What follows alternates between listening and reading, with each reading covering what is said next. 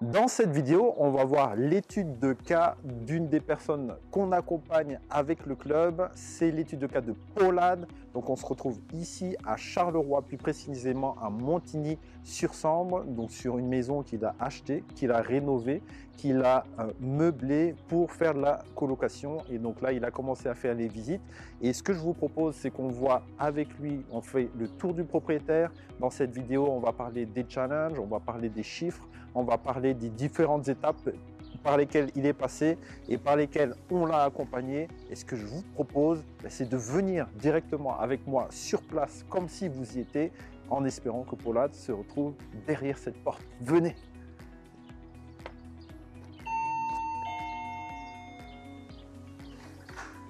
Salut Paulade! Bonjour Maë. Comment ça va? Bien, bien, et toi? Super, merci de m'accueillir dans ta maison. Je t'en prie. Donc ici, la maison se retrouve en état juste avant location, c'est bien ça? Oui, on a dû optimiser un petit peu les espaces, on a dû faire un peu de rénovation, sans oublier quelques difficultés qu'on a eues, mais bon, tu les connais. Yes, moi, vraiment, cette maison est symbolique parce que Paulade déjà est notre premier client. Il s'est donné vraiment arrache-pied, il s'est battu pour ce projet. Moi, j'ai vu la maison avant les travaux, j'ai vu pendant, donc on t'a accompagné après. Tu peux nous expliquer un peu dans quel état était la maison quand tu l'as achetée? Il n'y avait pas de mur, il n'y avait pas de chambre, donc c'était leur salon. Ouais. Donc tu rentrais directement dans le salon. Puis après, il y avait la cuisine, salle à manger. Tu vas voir après, là où on a fait la cuisine, il y avait leur douche, WC, une petite pièce à l'étage, une autre pièce un peu plus haut et le grenier. Donc on a optimisé un petit peu tout ça. Tu as vraiment bien optimisé l'espace. Donc toi, ta stratégie, tu savais d'office que tu voulais acheter une maison pour faire la colocation. Oui. C'est ça? Et tu cherchais une maison On fonctionne. Et c'était justement, on cherchait aussi, ça m'a pris pas mal de temps pour trouver cet endroit, parce que je cherchais vraiment à 15 minutes à pied, grand maximum, des écoles. Ok. Et donc, je cherchais vraiment un endroit précis. Je propose de vous faire découvrir voilà, donc la première chambre. Donc, ça, c'était pas une chambre, donc il faut imaginer c'était un espace que Paulade a aménagé en mettant ses cloisons. Il y a aussi ses cloisons et ses faux plafonds. Donc voilà, donc ici tu as meublé. Est-ce que tu peux nous parler du budget de meubles pour toute la maison? Donc c'est 3 chambres plus les espaces communs. Combien ça t'a coûté? Ça m'a pris un peu de temps, un peu de chipotage, mais on est à peu près aux alentours de 2000 €. 2000 €. Oui. Ok. Donc j'imagine à ce prix-là, c'est pas du neuf. C'est pas du neuf. Il y a du neuf. Effectivement, il y a du neuf, mais il y a beaucoup seconde main, mais en état correct. Ok, mais félicitations parce que je vous assure que 2000 € pour meubler une maison, c'est un très bon prix.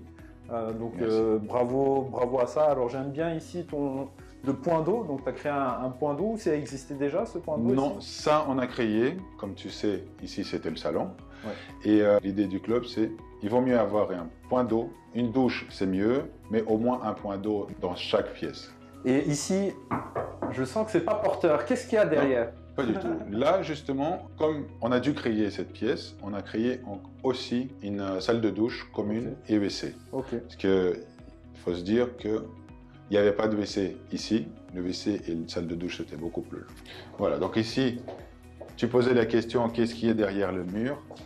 Voilà, je te laisse découvrir. Donc il y a les sanitaires. Alors là, c'est vraiment bien optimisé.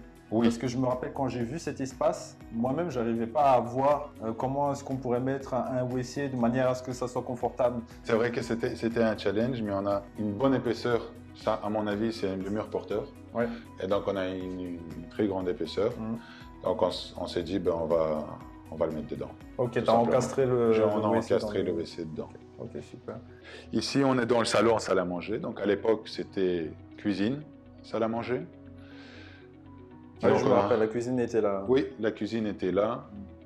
Dans cet espace-ci, ils avaient leur WC et salle de douche qu'on a transformé en cuisine. Maintenant, là, c'est la cave. Il n'y a vraiment rien à voir. Il y a juste la chaudière. Donc et là, on arrive dans une deuxième chambre cette fois-ci. Ouais. C'est ici qu'en fait, on a eu des grandes découvertes.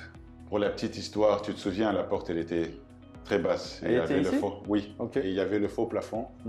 Et en enlevant le faux plafond, on s'est rendu compte que la toiture était pourrie. Wow.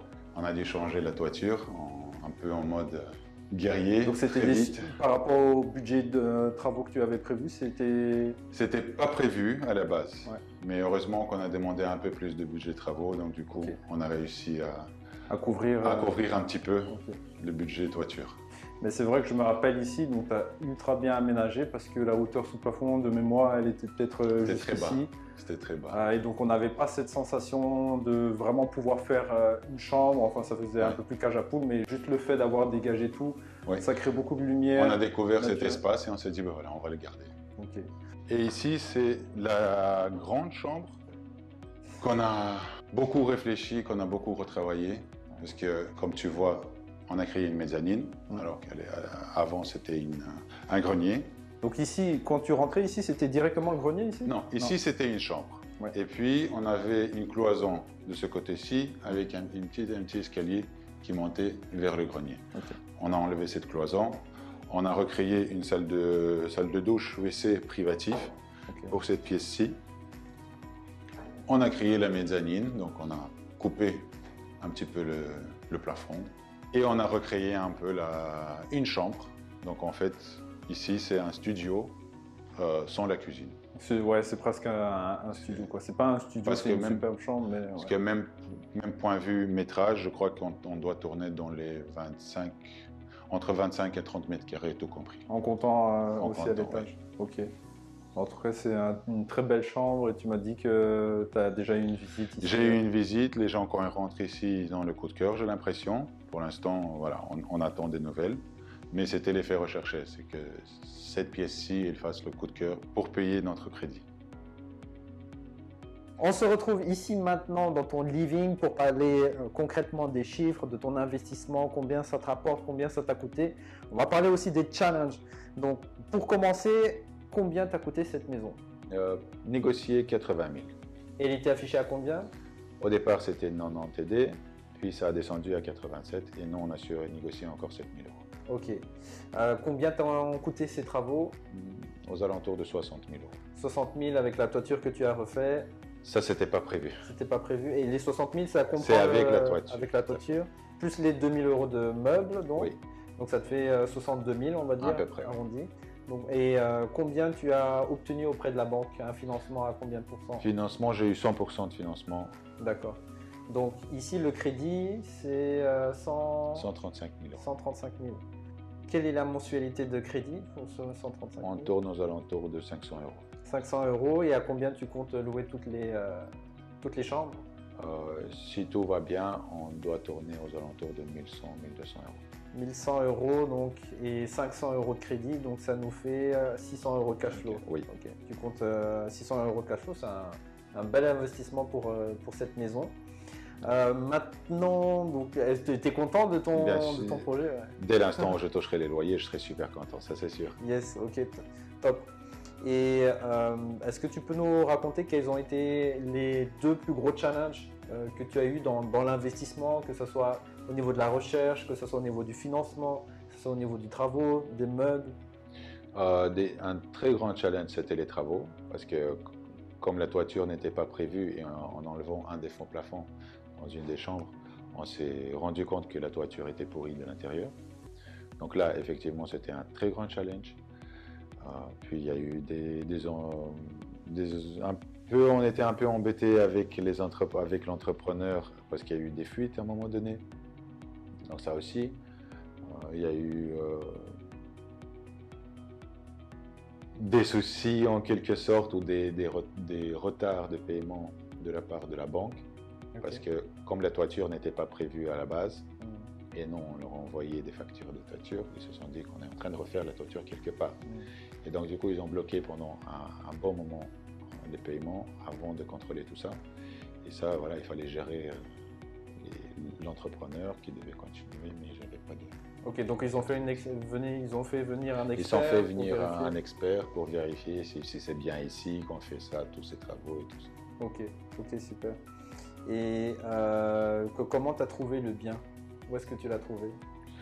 Je l'ai trouvé un peu par hasard sur ImoWeb. J'ai un peu insisté parce qu'en appelant l'agent immobilier, La première fois, il m'a dit oui, oui, bien sûr, vous pouvez venir, je reviens vers vous. Une semaine plus tard, j'ai jamais eu de réponse. Je l'ai rappelé et je crois que j'ai dû le rappeler à 3 ou 4 reprises avant d'avoir le premier rendez-vous. Et puis quand on est venu ici, on a vu l'endroit, j'ai vu le potentiel et à ce moment-là, voilà, on est parti en négociation. Ok, super. Félicitations. Merci, merci. Parce que je me rappelle, il y a des histoires, tu as visité d'autres biens, tu as raté quelques deals, il y avait d'autres négociations, mais au final, tu as réussi à trouver ce deal. En combien de temps, plus ou moins, tu as trouvé cette maison? Ça m'a pris en tout et pour tout, à mon avis, dans à peu près 6 mois, 6 à 7 mois. Ok, 6 mois pour trouver le deal. Et en quoi est-ce que le club, nous, on t'a aidé dans ton accompagnement? Dans l'accompagnement, tous les conseils, tous les petites astuces, les informations comme quoi, comment trouver un bon bien, comment savoir un bon vendeur, donc s'il est pressé, s'il n'est pas pressé. C'est ce qui était un peu le cas parce que les vendeurs, ils étaient en train de construire leur maison et ça, c'était une maison de leur maman, si j'ai bien compris.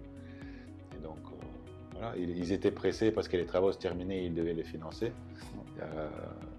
C'est pour ça qu'on a su relativement facilement négocier le prix. Puis le soutien, c'était très important aussi. Et je me souviens de tes conseils, de rester focus, de ne pas laisser les bras. Oui, c'est tous ces petits détails.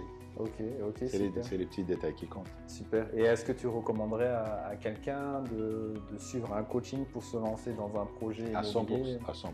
Okay. À 100%, parce que c'est tout seul, je pense qu'on n'aurait pas fait on n'aurait pas franchi le pas, et sans le soutien, sans les conseils que toi et Florent vous m'avez donnés, je ne pense pas.